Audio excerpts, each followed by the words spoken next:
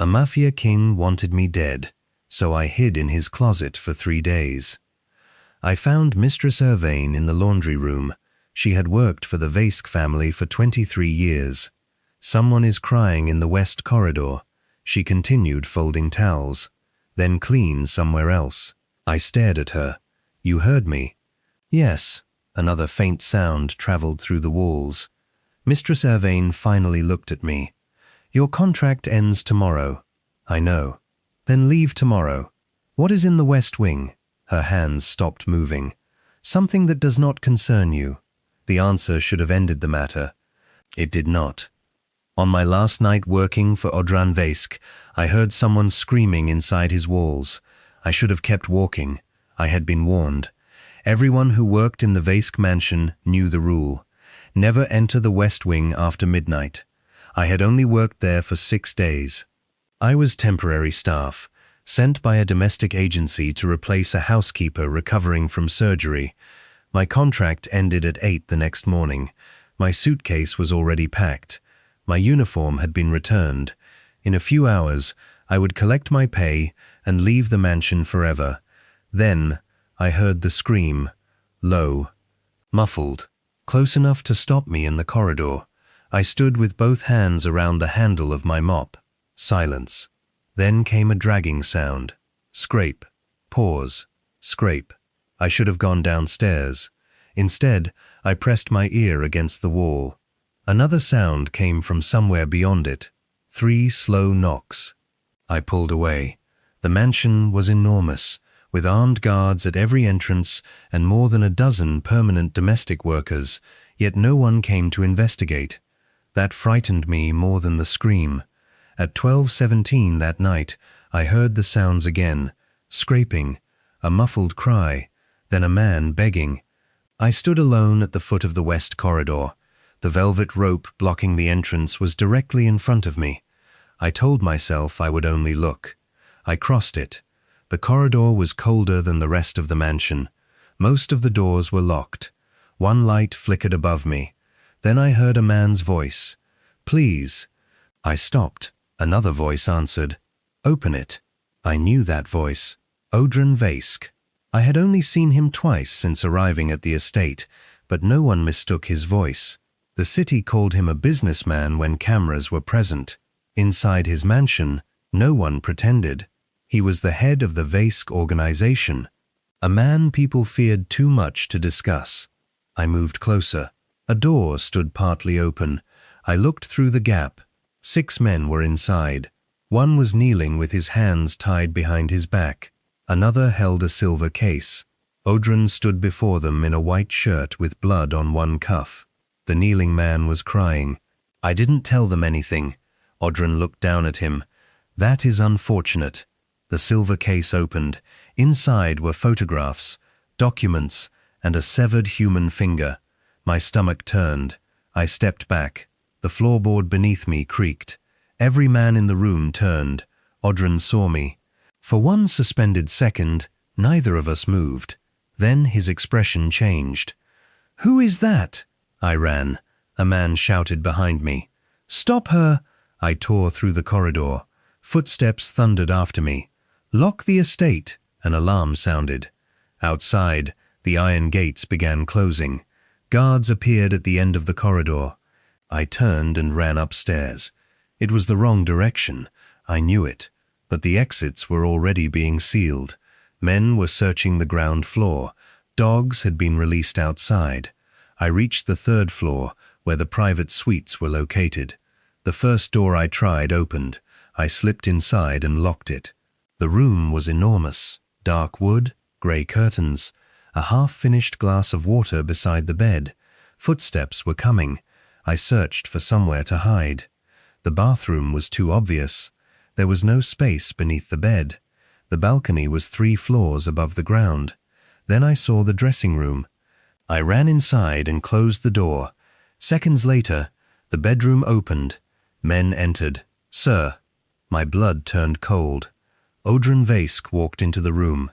I had hidden in his bedroom. Worse, I had hidden inside the closet of the man who had just ordered the entire estate locked down because of me. Who is she? Audran asked. A man answered, Vera Seln, temporary domestic worker. Temporary? 6-day placement. Her contract ends tomorrow morning. Silence. Family? None in the city. How many people know she is here? The agency. A few members of staff. Audran's voice lowered. Find her. The men left. He remained. I sat between rows of dark suits with one hand pressed over my mouth. For the next hour, I listened to him move around the bedroom. The bathroom door opened, water ran, a drawer closed, then the lights went out. I did not sleep. By morning, my legs were numb. When the bedroom finally became silent, I opened the closet door. Audran was gone. I tried the bedroom door. Locked. I moved to the balcony. 2 guards stood below. There was nowhere to go. I returned to the closet. At noon, Audran came back. He was speaking on the phone. You searched every room. A pause, and she vanished inside a locked estate. His anger was quiet. That made it worse. Search again. She cannot have left. Then she is still here. He ended the call. I remained perfectly still until he left. By evening, thirst became unbearable. A glass bottle of water stood beside his bed. I waited. Then I slipped out. I drank too quickly. There were crackers in a drawer. I took some and returned to the closet. That was the first day. By the second morning, fear had become something physical. My head hurt. My stomach cramped. Every sound outside the closet made my heart race. I had no phone, no way to contact anyone. Even if I reached the agency, what would I say? That I had entered a forbidden wing of Audran Vaisk's mansion, witnessed something I could not explain, and was now hiding inside his bedroom. I needed the bathroom. Audran left shortly after dawn. I waited. Then I ran. I washed quickly. My uniform was damp with sweat, so I cleaned it in the sink and hung it behind a curtain. I had nothing else to wear. I took one of Audran's shirts. It reached my thighs. I had barely returned to the closet when the bedroom door opened. Audran entered with 3 men. We checked the perimeter, one said, and nothing. The agency believes she finished her shift and left. Audran turned. She did not. The man hesitated. Sir, we have searched the entire house. Then you missed something. His voice carried a coldness I had not heard before. I understood then that my disappearance had become more than an inconvenience. I had vanished from inside his locked estate. Every hour I remained missing exposed a weakness in his security. One of the men began explaining the search again. I shifted my weight. A cracker fell from my pocket. It rolled beneath the closet door. I stopped breathing. The room went silent. Audran's shoes turned toward me. He approached. 1 step, another. He stopped outside the closet. I stared at the narrow strip of light beneath the door. Sir? Someone asked. A long moment passed. Then Audran said, Leave. The men obeyed. He remained. I waited for the door to open. It did not. After nearly a minute, his footsteps moved away. That evening, a plate of food appeared on the bedside table. I stared at it through the narrow opening. Audran left it there. He did not touch it. He did not remove it before bed. I stayed inside the closet. Hours passed. My hunger became painful. Near 2 in the morning, I opened the door. The bedroom was dark. Audran appeared to be asleep. I moved silently toward the table. I took a piece of bread, then reached for the chicken. The bedside lamp came on. I froze. Audran was sitting against the headboard, watching me. For several seconds, neither of us spoke. His eyes moved over me, his shirt, my bare feet, the food in my hands. Then he looked toward the closet. You. I ran back inside and locked the door. Audran reached it seconds later. Open the door. No, Vera. Hearing my name in his voice terrified me. You know who I am. I know everything the agency has on you. I gripped the lock. You were going to kill me. Open the door. No. The handle moved once, then stopped. His voice became quieter. You have been inside this room the entire time. I said nothing. How long? I closed my eyes. Since that night. Silence. The key turned in the lock. Of course he had one. I stepped backward and grabbed the nearest thing I could find, a wooden hanger. The door opened. Audran stood there. His gaze went from the hanger to the empty water bottles behind me. The cracker wrappers, my wet uniform, his missing shirt. The reality of what had happened settled across his face. While dozens of armed men searched the estate, the woman they were hunting had been sleeping among his clothes. How long? He asked again. Almost 3 days. His jaw tightened. You have been living in my closet for 3 days. Hiding. His eyes hardened. From me. Yes. The word came out smaller than I intended. He stepped closer. I raised the hanger. Stay back. He looked at it. I lowered it slightly. It was difficult to feel threatening with a clothes hanger. Please. That stopped him. The fear I had been holding down for days finally reached my voice.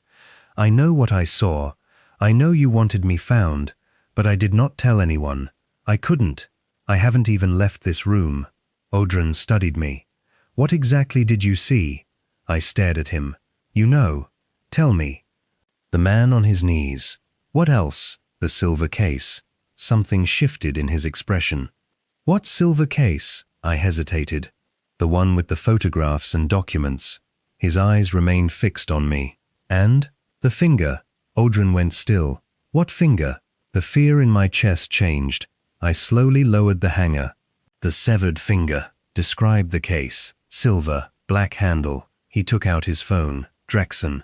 Bring me the case from the west room. A pause. Now. Minutes later, someone knocked. Audran pushed me deeper into the closet. Do not make a sound. He closed the door. I heard him cross the bedroom. Where is the case? A man answered. What case? The silver case from the west room. Silence. Then Audran spoke again. Where is it? There was no silver case. My hand covered my mouth. Audran's voice became dangerously calm. Who cleared the room after the girl ran? Halvek's team. And where is Halvek? Another silence. No one has seen him since morning.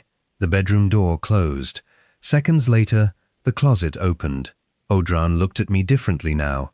Not as prey, not yet as an ally, as a problem he had misunderstood. Get dressed. Why? Because someone else wants you dead. I did not move. What are you talking about? The West Wing is soundproof. I stared at him. No. Yes. I heard screaming. Then someone wanted you to hear it. The scraping, the crying, the knocks.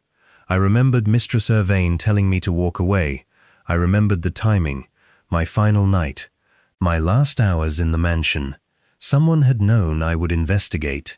You were selected, Audran said. For what? To be seen. I felt cold, he continued. You entered the corridor. You witnessed a scene designed to frighten you. Then you ran where my men could see you. You ordered them to find me. Yes, to kill me.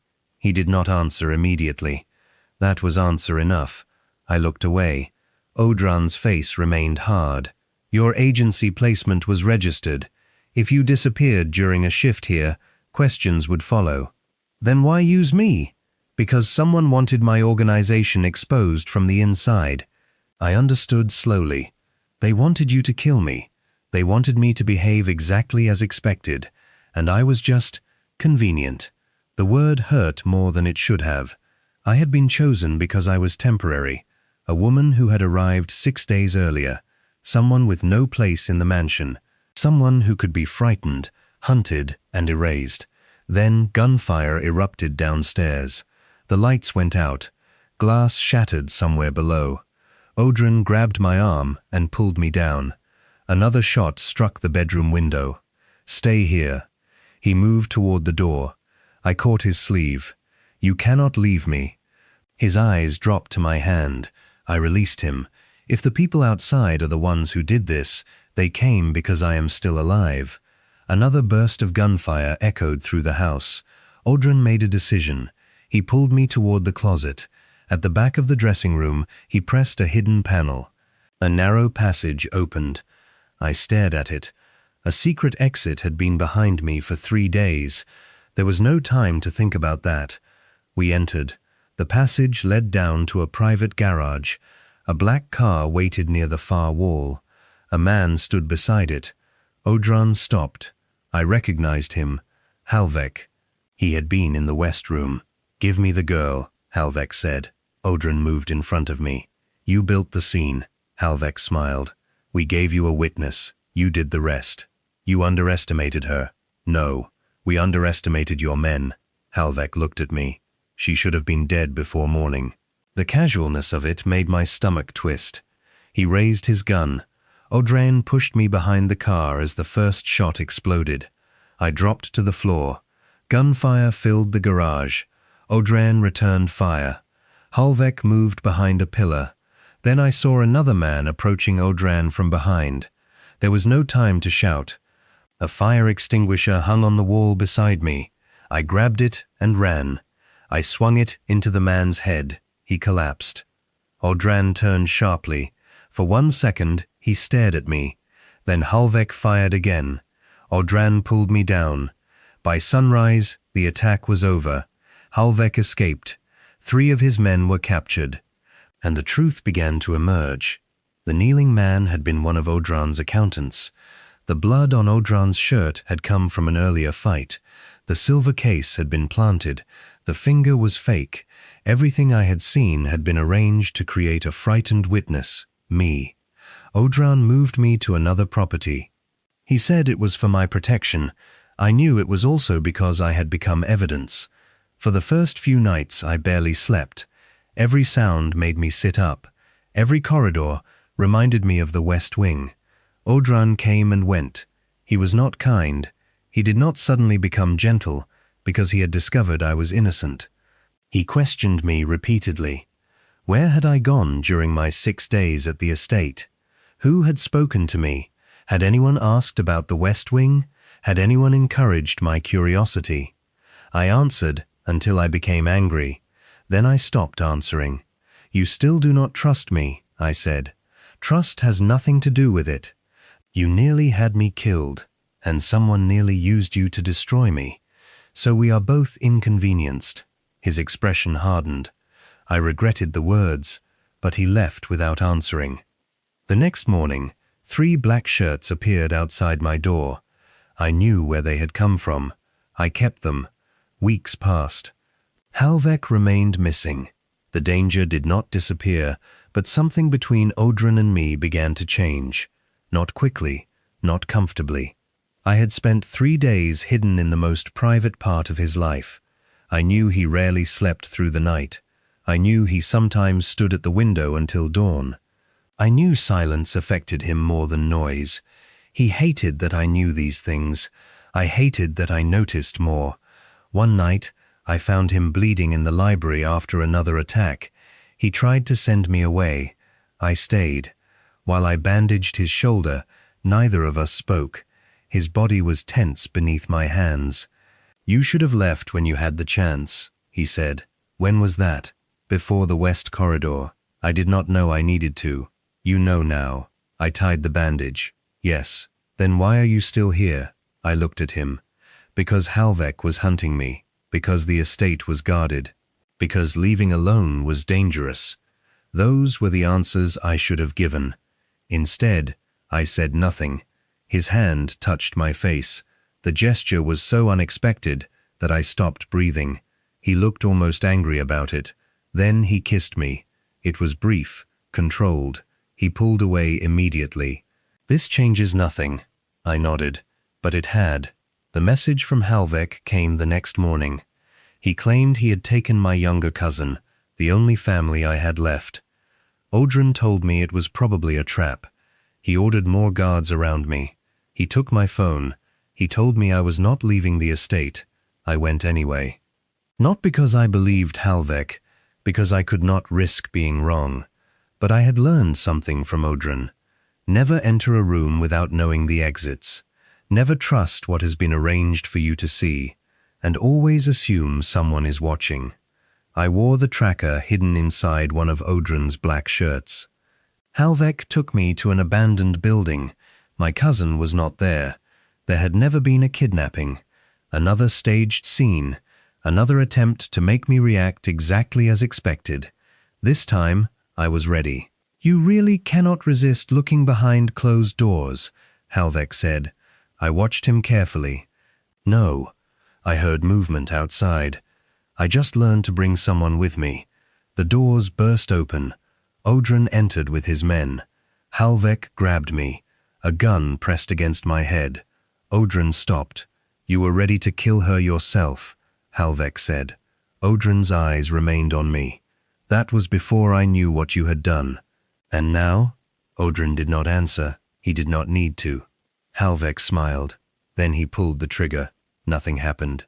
His expression changed. I had removed the magazine while he searched me. I drove my elbow into him. Odrin's men moved. Seconds later, Halvek was on the floor. Odrin crossed the room toward me. His anger was immediate. "You came here alone. I had the tracker. You could have died. My cousin could have been here. He wasn't.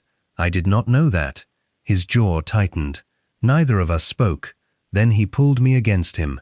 The embrace was harder than I expected. Not romantic. Not careful. For several seconds, he simply held me. I understood then how frightened he had been. When he finally looked at me, the anger was still there, but something else had broken through it. Something neither of us could deny anymore. Months later, I returned to the Vaisk mansion. Not as temporary staff. The west corridor remained locked. I never asked what happened there again.